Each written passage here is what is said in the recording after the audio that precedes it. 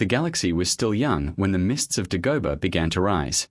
It was a time before empires and star fleets, before the hum of hyperdrives and the scars of war. The stars themselves seemed to whisper ancient hymns, carrying the first stirrings of life across a cosmos still learning to breathe. Among the dense jungles of that forgotten world, the air shimmered with the pulse of the living force, a current flowing through every root, every insect wing, every drop of rain that fell into the murky waters below. It was here, in this cradle of life and decay, that the story of one of the galaxy's greatest minds would quietly begin. No one knew the name Yoda then. He was neither master nor legend, just another being in the endless dance of creation. His kind, rare and enigmatic, lived in quiet harmony with their surroundings. They built nothing, conquered nothing, and left no trace but their presence in the Force. Yet within them burned a spark, a sensitivity so deep that even the trees seemed to lean toward their thoughts.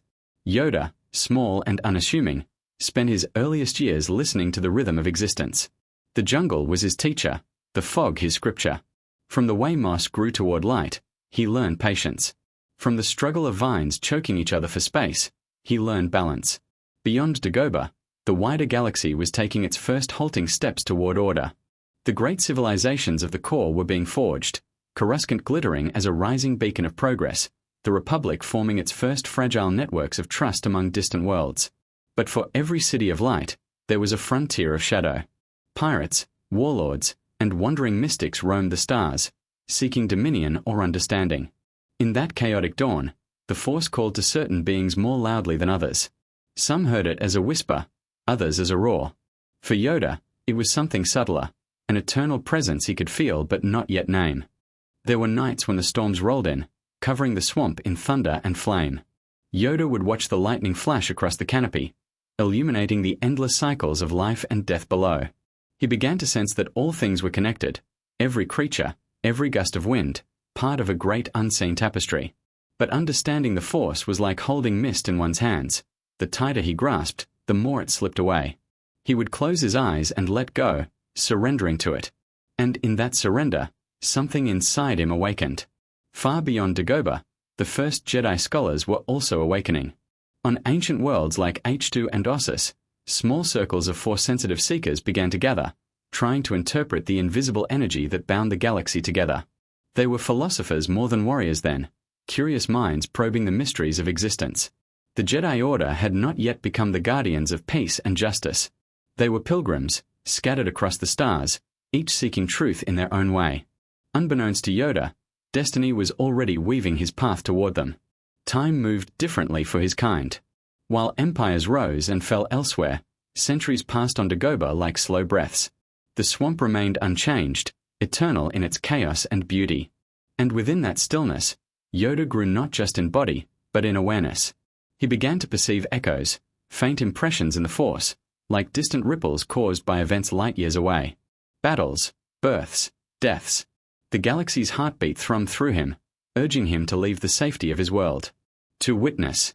To learn. Yet leaving Dagobah was not an act of ambition. It was one of calling. Legends say that one night, guided by visions of starlight and the hum of the Force, Yoda constructed a small vessel from salvaged wreckage that had crashed into the swamp long ago.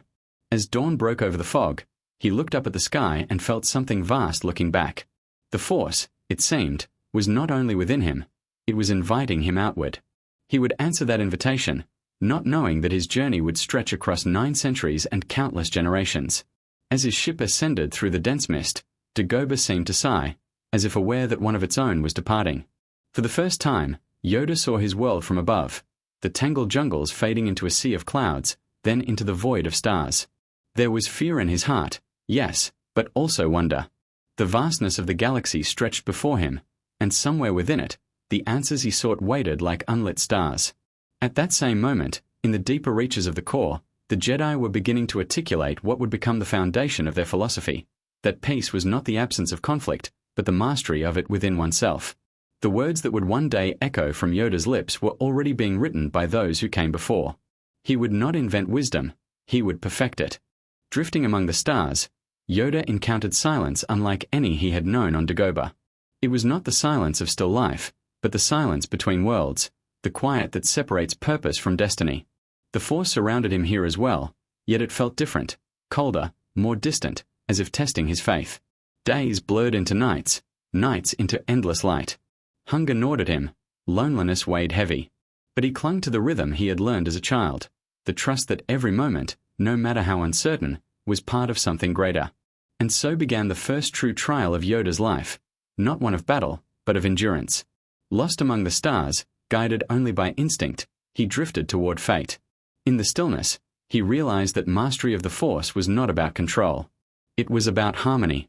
He could not command the stars, but he could listen to them. He could not bend destiny, but he could walk beside it. Centuries later, when Jedi chroniclers would speak of Yoda's birth, they would call him a miracle of the Force, a being sent to remind the galaxy that even the smallest life can contain infinite wisdom. But in truth, his beginnings were humble, his origin swallowed by time and myth. He was not born of prophecy or power. He was born of patience, of silence, of the mist that knows no beginning and no end. And so, as his ship vanished into the darkness, the swamp that had shaped him returned to its endless song. Rain fell softly upon the still waters, and the Force whispered through the reeds, carrying his name into eternity. The galaxy would not remember this moment, nor would it understand its importance. But the Force did. It had set into motion the rise of a being who would one day guide the fate of empires, face the fall of the Jedi, and outlast the very Republic itself. For now, there was only a small figure adrift among the stars, and the first breath of a legend that would echo for 1,000 years. Among the endless stars, silence reigned. Yoda's small vessel drifted like a leaf caught in the galactic tide, its metal frame whispering against the vacuum. The stars were cold, and the emptiness between them colder still. Days passed without food, without direction, without hope. Yet, through the loneliness, something stirred, a rhythm, faint but persistent. It was not sound, nor sight, but a feeling. The same current that had flowed through Dagobra's swamps was here too, invisible and vast. Yoda closed his eyes and listened, trusting that the Force would guide him. When the ship finally shuddered to a halt, it was not by his will but by destiny's hand. Pulled by a gravity well, he descended toward a world of crystal lakes and serpentine forests, a place ancient and untouched. There, he met one who would change the course of eternity, Nkata del Gormo, a towering being of scales and wisdom, whose eyes gleamed like twin suns. The Hysaurian moved with grace belying his size, and when he spoke, his voice carried the calm of ages. He saw in Yoda not weakness, but potential. Under Del Gormo's guidance, Yoda's understanding of the Force deepened beyond instinct. The Hysaurian taught that the Force was not a tool but a truth, that it did not serve, it connected. Through meditation, Yoda learned to feel the heartbeat of planets, the movement of wind across oceans, the sorrow of dying stars. He trained not with weapons but with thought, learning that stillness could be more powerful than strength. His small frame became a vessel for great patience, and his laughter, a reminder that even wisdom should not harden into pride. Yet, wisdom was not the only lesson. One night, visions flooded his mind, burning cities, shadows cloaked in red light, cries of pain echoing across galaxies. Del Gormo interpreted the vision as a call. The galaxy was wounded, and Yoda's path lay beyond this tranquil world. The Hysaurian smiled, a teacher proud yet saddened by farewell, and urged him onward. "You will find your destiny among the stars," he said, "but never forget the stillness that gave it meaning." Yoda's journey resumed, no longer lost but guided by purpose. The pilgrim of the Force had begun his walk toward legend. When Yoda first entered the halls of the Jedi, the Order was but a constellation of seekers, humble, uncertain, but luminous in their intent. Their temple was not yet the gleaming fortress of Coruscant, but a sanctuary of scholars who studied the Force as poets study silence. Yoda, young by the standards of his kind yet ancient in spirit, learned quickly that mastery was not in domination, but in compassion. He traveled to worlds newly bound to the Republic, worlds scarred by conflict, desperate for peace. On Juro, he mediated between tribes whose blood feuds spanned centuries. On Alderaan, he taught that unity could grow only from forgiveness. The people he met saw only a small creature with a cane and wide eyes, yet when he spoke, the room seemed to still. His presence carried a weight no title could bestow. But peace is a fragile thing. Even as the Republic flourished, ambition crept into its corners. Some Jedi grew proud, wielding the Force as a sword rather than a balance. Yoda watched with quiet concern, his heart heavy with questions he could not yet answer. Were they truly guardians of peace, or simply instruments of power wearing noble names? On the battlefield of Kaylee, he confronted war firsthand. Soldiers begged for the Jedi's strength, but Yoda saw the deeper truth. The Force was crying. Every swing of a saber, every life extinguished, echoed through it like pain through a living body. From that day forward, Yoda vowed to seek peace not as victory, but as understanding. His legend began to take root, not as the warrior of the Republic, but as the keeper of its conscience. The galaxy began to whisper his name with reverence. Yet he knew reverence could become a prison. True wisdom, he would remind himself, was never about being known. It was about knowing when to act, and when to let go.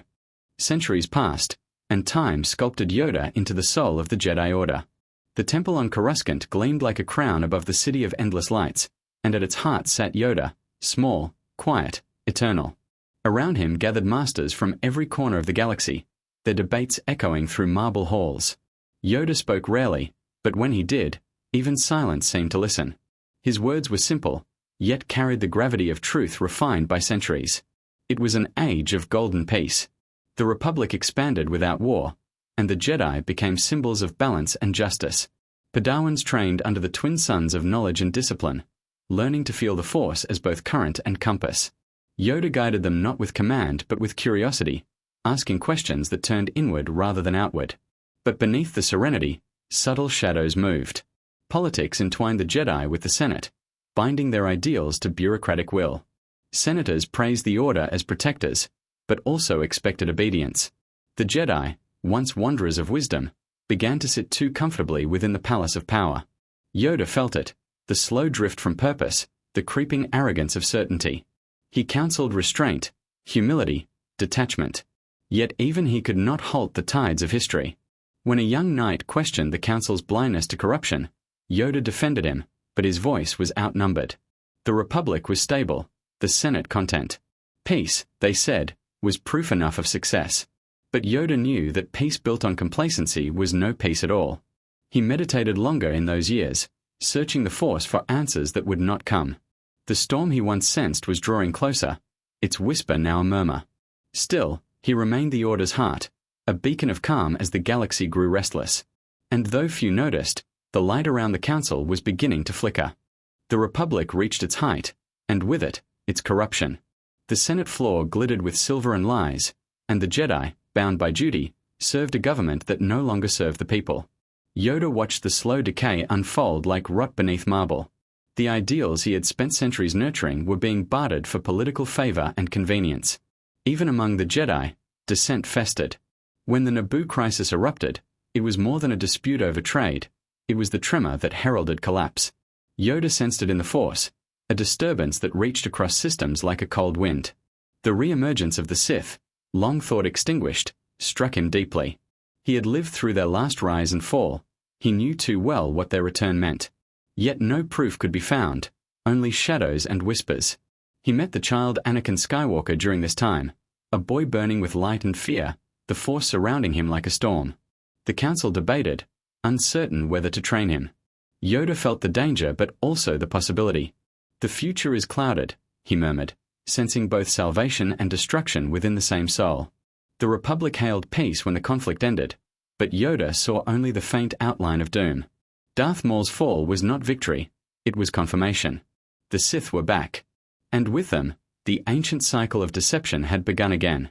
In quiet moments, Yoda wondered whether wisdom was enough to stop what was coming. The galaxy was slipping into a web too vast to untangle, and the Jedi, his Jedi, were already caught.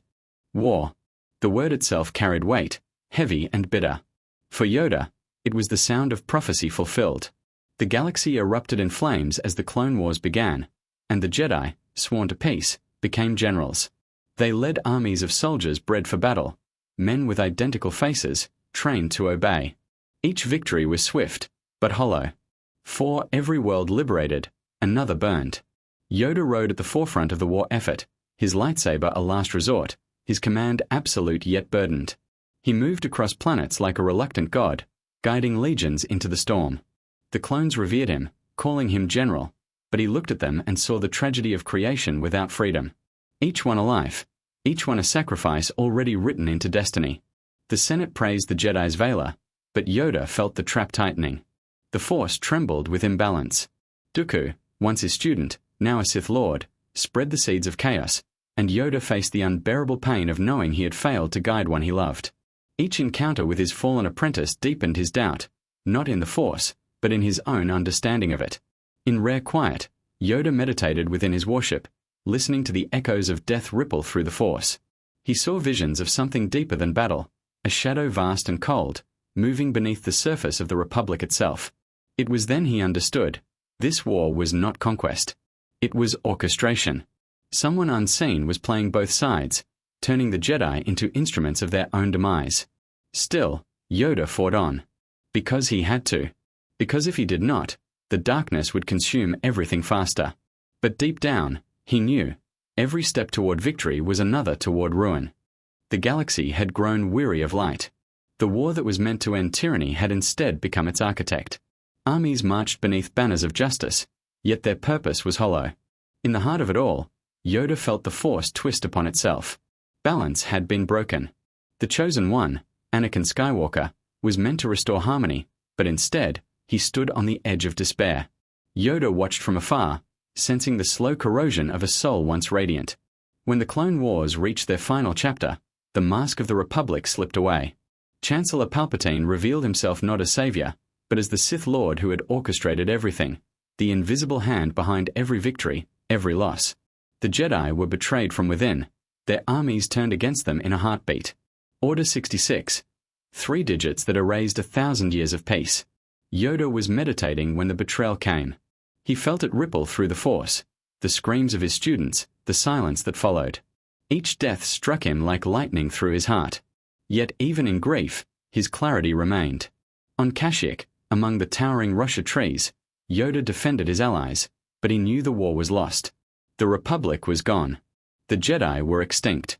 He faced Darth Sidious within the Senate chamber, an ancient duel between faith and ambition.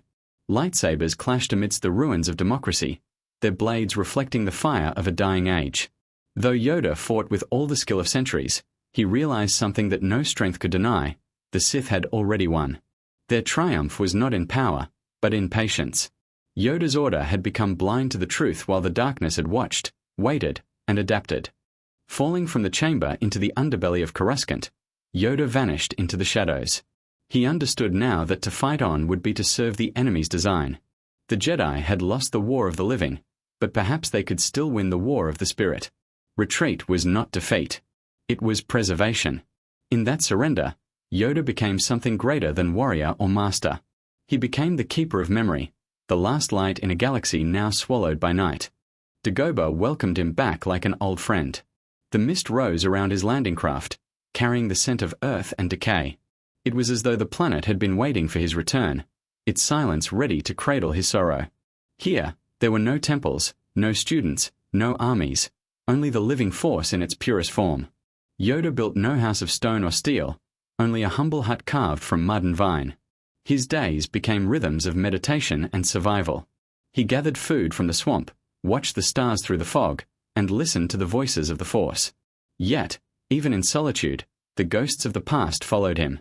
The laughter of Padawans, the screams of fallen knights, the echo of Anakin's rage, they haunted him in dreams that blurred into waking. But the Force had not abandoned him.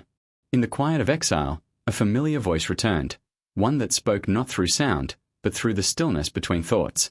It was Keegan Jin, the maverick Jedi who had defied the Council and first glimpsed the secret of eternal consciousness. Through this unseen mentor, Yoda learned to commune with the living Force beyond death. He began to understand that mortality was not the end of being, but the return to unity. Each meditation deepened his peace. Each passing storm taught him endurance. Slowly, regret gave way to acceptance. The galaxy above might burn and rebuild itself 100 times, but Dagobah remained constant, untouched by ambition or greed. Here, Yoda was no longer Grand Master. He was simply a part of creation. Yet destiny, it seemed, had one final visitor to send. When the boy arrived, the swamp stirred. Luke Skywalker, young, restless, and brimming with the same untamed fire that once burned in his father, crash-landed into Yoda's exile like a spark falling into dry grass. Yoda watched him from the shadows at first, sensing both promise and peril. The boy was impulsive, impatient, and full of questions he was not ready to hear the answers to. Training him was not easy. Each lesson was a mirror reflecting Yoda's own failures. He saw in Luke the same hunger for control that had once doomed Anakin, the same desire to change fate through will rather than wisdom. But Yoda taught him the old truths, the ones carved not in stone, but in silence. That size means nothing in the Force. That fear is the seed of darkness. That patience, not passion, reveals the path. Through the days that followed, Luke's frustration melted into focus. The swamp became his temple. Lifting stones became the lifting of doubt. But Yoda saw it in his eyes, the pull of destiny calling him elsewhere. Visions of his friends in danger tormented the boy, driving him to leave before his training was complete. Yoda knew this path too well. He pleaded with the Force, not to change the boy's choice, but to grant him the strength to survive it. When Luke's ship vanished into the clouds, Yoda stood alone again. He could feel the tremors of fate gathering in the stars. The sun was walking into the same darkness that had once claimed the Father. But somewhere deep within the Force, Yoda sensed something different this time, a balance beginning to stir. Hope, faint yet undeniable. Years passed quietly after Luke's departure. Yoda's body, ancient beyond measure, began to falter. His breath grew shallow, his steps slow, yet his spirit burned brighter than ever. He no longer clung to life as burden or duty, but as part of the cycle he had spent centuries teaching others to embrace. The living Force flowed through him like light through crystal, clear, gentle, eternal. When Luke returned, older and wiser, Yoda saw in him the culmination of every choice, every failure, every dream of the Jedi Order. The boy he once doubted had become the man who would restore balance.